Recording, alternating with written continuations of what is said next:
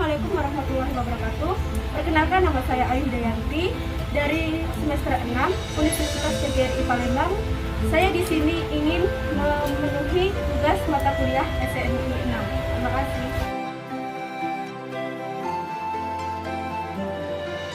Karet rakyat, ya, kebun karet rakyat, mulai dari masuk taman mini. Kita tadi itu di taman mini masjidnya itu masjid komplek taman mini. Dari masjid masuk taman mini sampai ke sini adalah kebun rakyat, kebun karet, kebun buah-buahan, ya, dan palawija di sini. Tapi kalau di daerah ini adalah kebun karet dahulu. Seperti kalau kita itu di daerah Air Batu, kebun karet semua. Seperti itu daerah ini dahulunya. Sampai tahun 80-an pertama ke sini saya masih tidak sebagus sekarang, ya, masih sangat sederhana. Kalau sekarang sudah termasuk mewah kondisinya. Adik-adik, kalau kita belajar buku, ya, bagaimana kepentingan politik, pertarungan politik, perebutan kekuasaan pada masa Orde Lama. Zaman dulu komunis itu bukan partai terlarang. Komunis itu adalah partai terbesar nomor 1 di Indonesia, ya, komunis. Jadi waktu itu di Indonesia ada partai berhaluan komunis, partai berhaluan sosialis, partai berhaluan nasionalis, partai berhaluan agama. Ada 4 haluan politik waktu itu di Indonesia. Kenapa ada 4 haluan politik ini? Waktu zaman Orde Lama komunis itu tidak dilarang. Tidak dilarang zaman dulu. Buktinya Partai Komunis Indonesia itu menjadi partai terbesar nomor 1 di Indonesia dan pernah menjadi pemenang pemilu waktu itu. Di beberapa daerah partai yang paling besar. Jadi kalau kita lihat komunis sekarang itu sama dengan partai PDI, kemudian Golkar, kemudian partai Demokrat. Jadi orang tertarik untuk masuk partai komunis itu apa? Kalau kita belajar sejarah Indonesia, orang Indonesia itu ada kelompok agama, priayi, dan santri, priayi, dan abangan. Orang abangan itu, ya, tidak beragama yang soleh. Tapi mereka mengaku beragama atau tidak beragama atau memiliki aliran kepercayaan. Nah, kenapa PKI itu sangat menarik bagi kelompok pada masa Belanda sampai masa Orde Lama? Karena ide-ide revolusioner daripada PKI. Apa ide revolusionernya yang menarik bagi rakyat? Apabila PKI menang, rakyat akan dapat tanah, bagian tanah.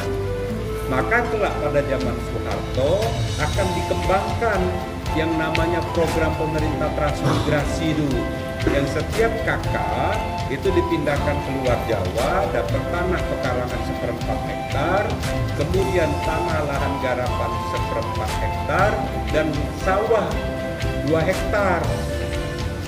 Itu bentuk land reform yang dibuat oleh Soeharto pada masa Orde Baru untuk memenuhi keinginan rakyat Jawa pada waktu itu yang tidak memiliki tanah pada masa awal Orde Baru, ya.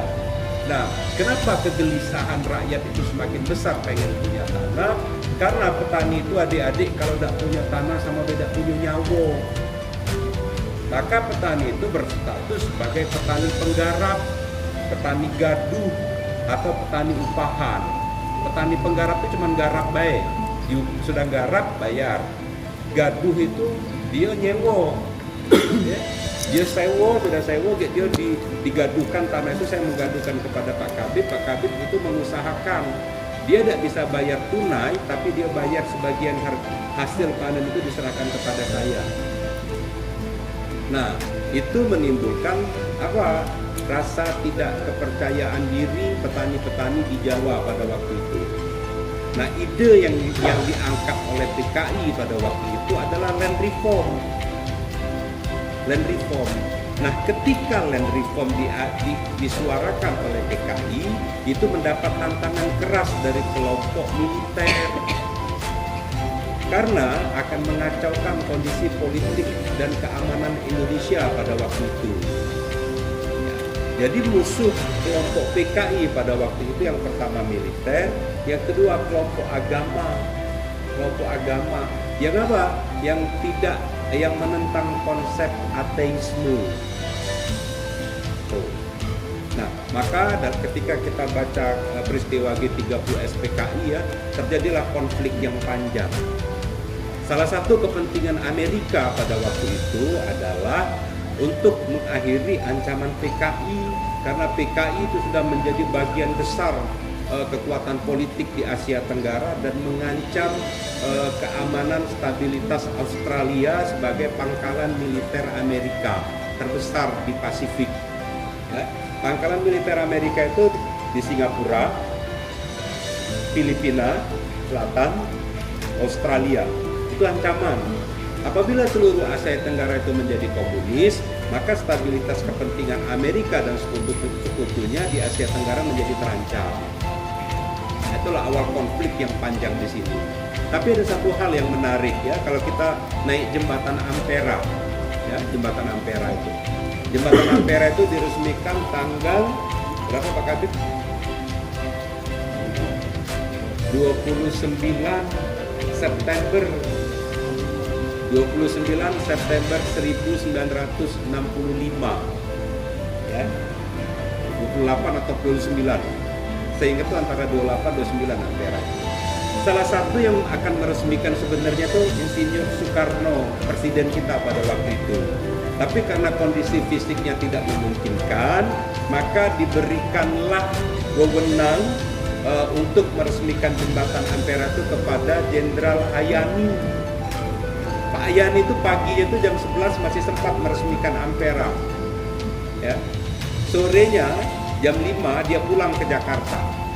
Begitu pulang dari Jakarta, jam 12 malam dia tuh ditangkap sama kelompok yang menamakan dirinya Cakrabirawa untuk dibawa ke lubang buaya sini.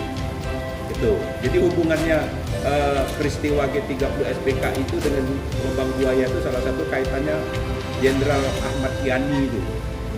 Kalau kita nanti ke Purworejo, masuk ke Purworejo, tapi kita tidak lewat Purworejo kemarin.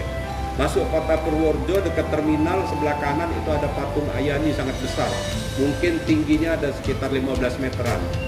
Di pinggir jalan di samping terminal Purworejo. Karena Jenderal Ayani itu lahirnya di Purworejo. Saya dulu paling senang muter-muter di daerah situ karena dikelilingi sawah yang luas di Purworejo itu. Patung Ayani itu. Nah, jenderal di sini tidak semuanya jenderal, ada yang masih kolonel, ada yang masih siapa Pierre Tendian itu, Letnan 1 ya. Dia itu rencananya bulan Oktober itu mau menikah Pierre Tendian itu. Pierre Tendian itu sudah datang ke rumah perempuan, itu beda agama. Pierre Tendiannya Protestan, kemudian ibunya Belanda Pierre Tendian itu, dan bapaknya Manado. Dan yang akan dinikahinya itu adalah perempuan Jawa dari Solo beragama Islam. Itu rencananya Oktober mau menikah, sudah foto serasan keluarga sudah selesai ya. Rencananya dia bulan Oktober, awal Oktober itu mau cuti Pierre Tendian itu. Baca biografi Pierre Tendian ya. Kemudian itu yang menarik ketika Cakrabirawa masuk ke rumah Nasution, dia ngomong, siapa Jenderal Nasution? Itulah kelebihan ABRI ya dia ya. Tidak pernah ngaku ketika keadaan terdesak. Bukan aku, siapa Pak Kabit? Bukan aku, ini di rumah Pak Kabit. Tidak berani pada waktu itu. Itu kelebihan ABRI ketika dalam kondisi-kondisi genting yang akan mengancam keamanan, keselamatan pimpinan, maka pengawal pribadi itu akan menjadi tameng utama, tandem duluan. Maka ketika kondisi tidak aman seperti itu, Pierre Tendian mengaku, akulah Nasution itu. Karena yang nyulik itu tidak tahu. Nyulik itu yang penculik itu tidak tahu rupa orang yang diculik. Cuma tahu nama, langsung ditarik Pierre Tendian, langsung ditembak, disiksa, langsung ditarik. Itu kasusnya. Dan banyak para jenderal-jenderal itu tidak mati dimasukkan dalam lubang buaya itu. Ada yang masih setengah hidup. masukkan ke dalam lubang. Lubangnya jangan kamu bayang ke sumur cak di Palembang lebar-lebar, kamu tengoklah kan. Sumurnya itu kalau di sini kecil-kecil, lepas. Maka kalau orang sudah masuk sumur itu kalau palanya duluan tidak tahu wassalam langsung. Kalau palanya dulu yang tukar ke bawah. Dalamnya tidak tanggung-tanggung, minimal sumur itu 9 meter. Itu sumur itu, kita dalam kondisi berair atau tidak. Nah, kenapa dipilih di daerah ini? Daerah ini belum ada rumah dulunya, mulai dari masuk Taman Mini ya. Taman Mini itu dibangun, tanah dibeli oleh Ibu Tin pada waktu itu, kondisinya masih kebun. Pada tahun 80-an, awal 90-an masih banyak tersisa pohon rambutan di Taman Mini itu. Kebun-kebun rambutan masih banyak. Kiri kanan itu masih pohon rambutan asli yang besar-besar. Tahun 90-an. Tahun 80-an pertama kali kesini saya 87, 88. Itu masih gersang, masih ada pohon rambutan, pohon nangka, macam-macam. Jadi masih sangat desa pada waktu itu di sini. Kenapa pilihnya di sini? Itu yang jadi pertanyaan. Kenapa pilihnya Lubang Buaya? Karena jauh dari jangkauan masyarakat di sini dibuangnya. Kalau kita lihat di air batu itu yang masuk ke dalam lagi, Sungai Rengit, ada Sungai Rengit, jauh masuk ke dalam, itulah dibuang di sini. Nah, ada satu lagi yang menarik.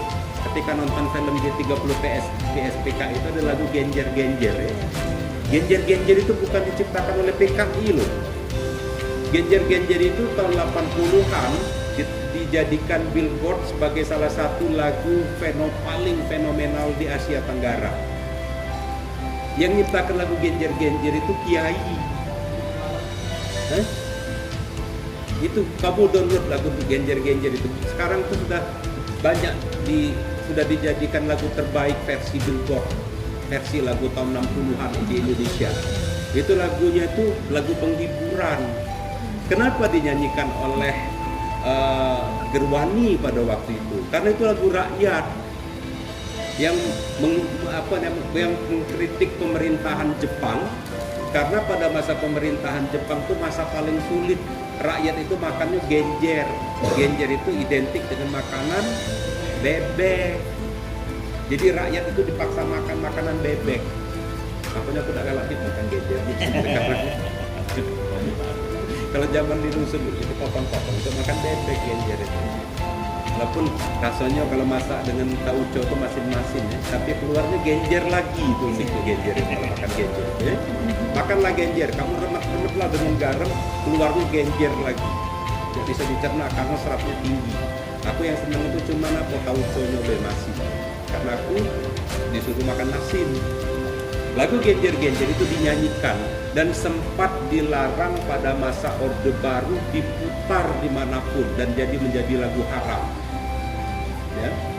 Baru sekarang setelah reformasi boleh didengarkan. Dan pada tahun dulu sempat dinobatkan oleh Billboard sebagai lagu Indonesia terbaik yang penuh dengan sejarah. Genjer-Genjer itu dibuatnya tahun 42 lagu itu, bukan tahun 65. Ya, jadi ya Pak Idris itu baik yang sudah meninggal maupun setengah meninggal ataupun yang masih hidup, dan didulukan kepala ya. Diambil ini di atasnya ditanami daun pisang, batang pisang. Oke, jadi ya. Jadi pisang itulah yang dicari oleh para jenderal-jenderal yang 7 yang hilang itu ya. Ternyata ketemu pisangnya dulu sudah dikerok, ini ternyata dalam ini adalah 7 pahlawan itu. Nah, yang masuk dalam sumur itu yang 7 itu Mas. Masuk dalam ini kalau. Oke. Nah, dia 7 dari itu ada yang sudah meninggal, sudah ditembak meninggal ya, ada yang setengah meninggal ya. Dibawa langsung dimasuk. Dulu kan kepala. Ya, kepala dulu baru kaki.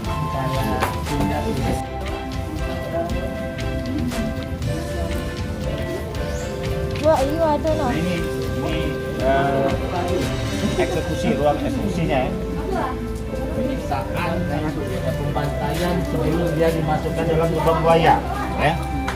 Ini pembantaian sebelum dimasukkan dalam lubang buaya itu disiksa dulu ya. Membengkak ya. Yang begitu diangkat sudah hancur. Kalau sudah hancur itu kira sudah mulai sebulan atau 2 bulan ya. Yang tahu itu Masyarakat. yang tahu Pak itu ada setengah mati, itu kan Enggak, bukan dimasukkan itu. Waktu dimasukkan itu.